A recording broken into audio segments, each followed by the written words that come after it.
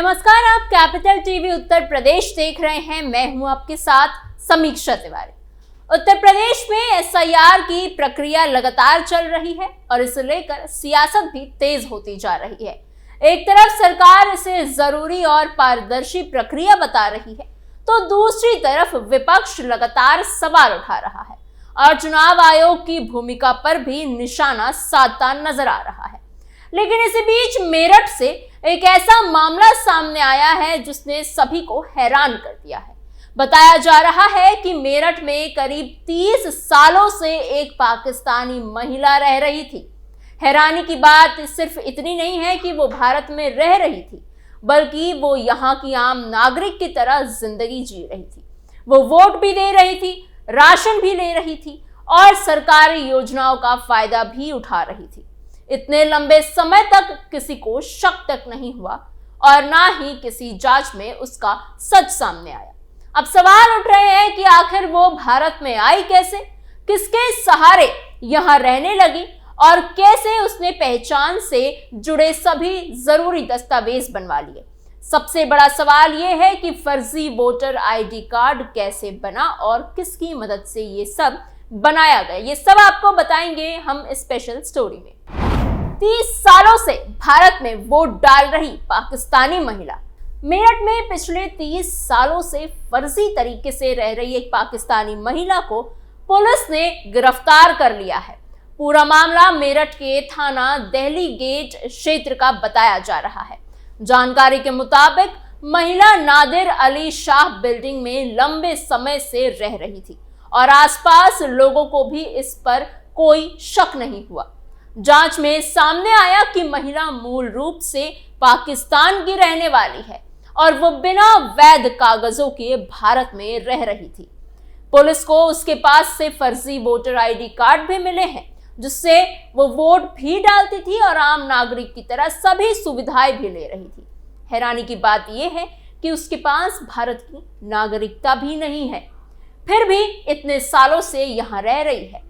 Police को शक है कि महिला का संबंध आईएसआई से हो सकता है और उस पर जासूसी करने और गोपनीय जानकारी पहुंचाने के आरोप भी लगाए जा रहे हैं।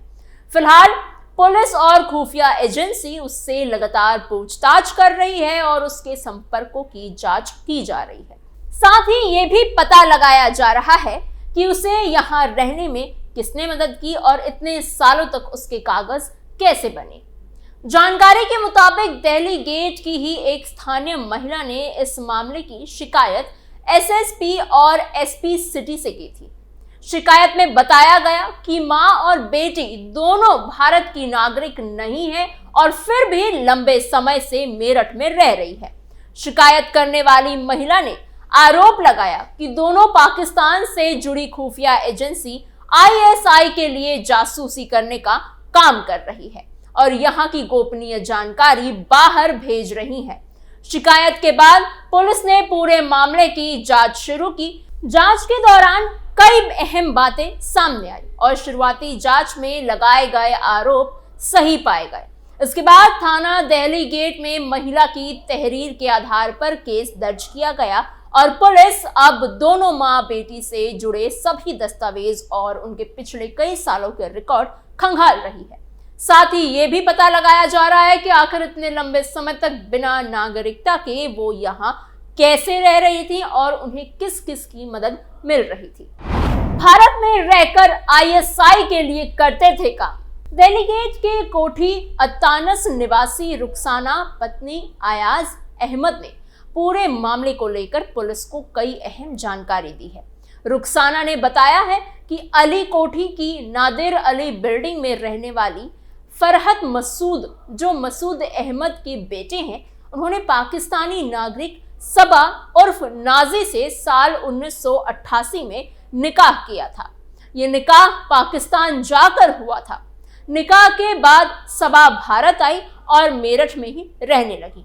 शादी के बाद दोनों को 3 बच्चे हुए और परिवार यहीं बस गया।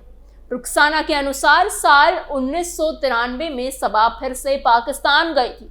उस समय वो गर्भवती थी और वहीं उसने 25 मई 1993 को अपनी चौथी बेटी को जन्म दिया। बताया जा रहा है कि बेटी का जन्म भी पाकिस्तान में ही हुआ। इसके बाद जब सबा वापस भारत आई तो उसने अपने पाकिस्तानी पासपोर्ट से नवजात बेटी एमएन फहरात का नाम और एंट्री भी दर्ज कराई।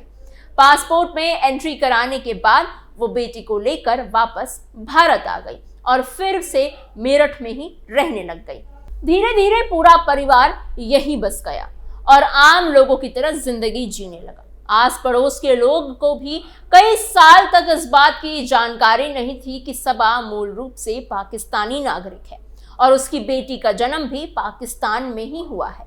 जानकारी के मुताबिक एमन फहरात जो महिला की बेटी है, उसका एडमिशन कैंट इलाके के सबसे बड़े और अच्छे स्कूलों में गिने जाने वाले सोफिया स्कूल में कराया गया था। बताया जा रहा है कि एमन फहरात को कभी भी भारतीय नागरिकता नहीं दिलाई गई और आज भी वो और उसकी मां सबा मूल रूप से पाकिस्तान की नागरिक ही है। आरोप है कि सबा ने अपनी बेटी के लिए फर्जी दस्तावेज तैयार कराए और उसी के आधार पर एमएन का फर्जी पासपोर्ट भी बनवा लिया। इतना ही नहीं, सबा ने खुद भी 2 अलग अलग नामों से वोटर आईडी कार्ड बनवा लिए। एक कार्ड सबा मसूद के नाम से था तो दूसरा नाजिया मसूद के नाम से बनवाया गया, जबकि दोनों नाम एक ही महिला के बताए जा रहे हैं। इन फर्जी दस्तावेजों के सहारे मां बेटी कई बार विदेश यात्रा भी कर चुकी हैं। शिकायत करने वाली महिला का आरोप है कि सबा के पिता हनीफ पाकिस्तान की खुफिया एजेंसी आईएसआई से जुड़े हुए हैं और उसी के जरिए सबा और उसकी बेटी भारत में रहकर जासूसी का काम कर रही है। आरोप ये भी लगाए जा रहे हैं कि दोनों मां बेटी स्लीपर सेल तैयार करने में भी शामिल है। बताया गया कि दोनों कई बार कैंट इलाके, सेना मुख्यालय और दिल्ली के कई सरकारी मंत्रालयों के आसपास देखी गई हैं। आरोप है कि दोनों वहां जाकर महत्वपूर्ण जानकारियां जुटाती थी और फिर उससे आगे पहुंचाती थी। लंबे समय तक मेरठ में रहने के बावजूद किसी को इनकी असली पहचान का पता नहीं चला और वो आम नागरिकों की तरह हर सुविधा का फायदा उठाती रही। नेशनल सिक्योरिटी पर बड़ा खतरा। मैंने आपको शुरुआत में बताया कि किस तरह से अभी प्रदेश में एसआईआर की प्रक्रिया चल रही है और इसे लेकर विपक्ष लगातार विरोध कर रहा है। लेकिन इस पूरे मामले को देखकर विपक्ष को भी एक बार सोचना चाहिए और समझना चाहिए कि मेरठ का ये मामला सामने आने के बाद सवाल उठता है कि ऐसे ना जाने कितने लोग होंगे जो बाहर के देशों से आकर फर्जी दस्तावेजों के सहारे यहाँ यानी भारत में रहते हैं। बात सिर्फ एक महिला की नहीं है, बल्कि ये एक बड़ा मुद्दा बन सकता है।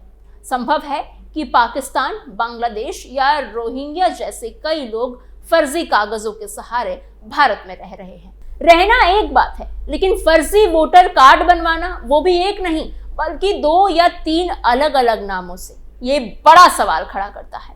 इसके साथ ही राशन कार्ड बनवाना, सरकारी योजनाओं का फायदा लेना और यहाँ रोजगार करना, ये सब उस अधिकार का इस्तेमाल करना है जो असल में यहाँ यानी भारतीय लोगों का हक है।